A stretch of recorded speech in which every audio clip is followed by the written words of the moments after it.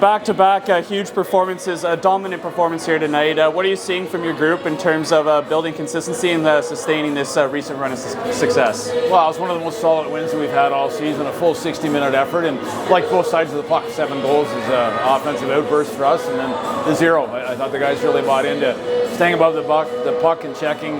Massive differences in our penalty kill, 5 for 5 on the penalty kill, 3 for 5 on the power play, so sharp in all areas. Yeah, the penalty kill is something we've spoken about a lot recently, and they were perfect 5 for 5, as you said. Backed by a strong night from Donald Hickey for a shutout. You spoke earlier about rebuilding that unit. How pleased were you with the PK right now, and what's driving that improvement? Well, very happy. The guys have bought in. We made some system adjustments, and there's been total buy-in. You saw it a lot more aggressive up ice in the forecheck, and then Flanagan and Campbell in particular with some real big shot blocks. And you know, part of being a good penalty killer is sacrifice, and then when you break down, the goalie has to be there, and that was the case tonight.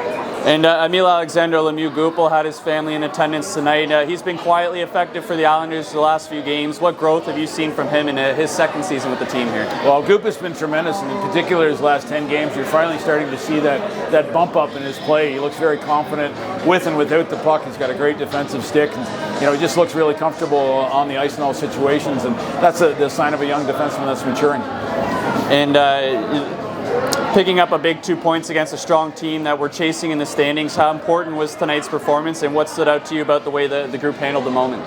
We know if we want to try to catch Cape Breton, we have to beat them the 2 times that we have left playing them. And, you know, I think for us it's all about just playing better. We've talked a lot about the inconsistencies in our game, so striving to get the consistency. And this is a couple good performances in a row. You know, 13 goals, 4 in our last 2 games, which is a nice change from what we've been doing, and starting to get some depth contributions. We had a full lineup tonight for the first time, so can we stay with it? Big test this weekend with Moncton. All right, Ross, another dominant performance from the team, beating Cape 7-0 today. What did you see from the team, and what did you like? Yeah, just consistency, that's all it was. I think, you know, there's been bits and pieces these last few games that have been really strong, but I think it's just the full 60 tonight, and we had obviously Donnie playing unreal back there for the shutout, so just a all team effort here.